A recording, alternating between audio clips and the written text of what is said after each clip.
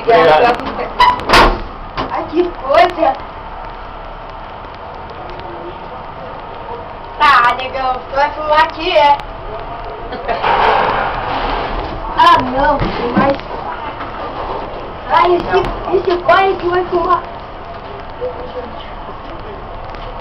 Vou parar perto do que agora? Eu não sei. Não sei, não dá pra ir voltar?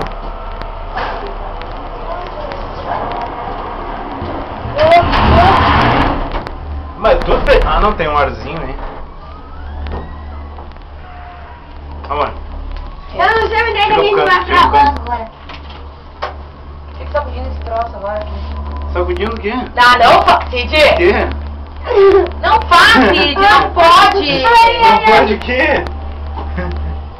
Tu não andou nisso aqui na outra vez, ô Baiona? Da outra vez não andei, eu andei com a madrinha.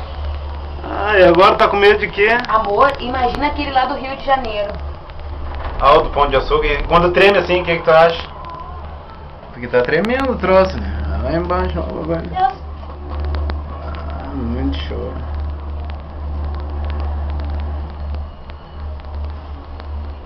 Isso é um cabão de aço, né, mano? Não aguenta muito peso, não. Capaz. Não aguenta, mano. Aguenta o quê? Aguenta no máximo uns 100 quilos. Se foi 4 pessoas no outro, Moira, no máximo 100 quilos. não pode ser. Se foi 4 Bom, pessoas por que tu acha que ele tá tremendo assim? Por causa desse... E agora tá chovendo, ó. E agora ele tá descendo. Nossa senhora da imagem. Ô, louco. Agora tá chovendo a fume, não sabe? O que é aquilo ali?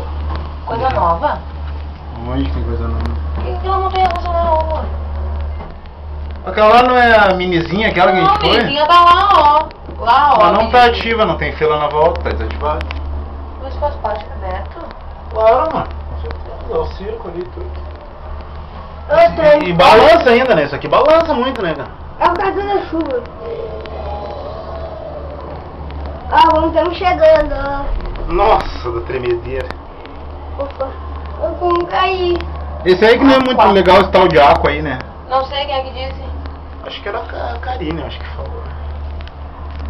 Outro indo. Será que a gente precisa descer aqui ou pode voltar? Eu acho que não tem fila, não tem que descer.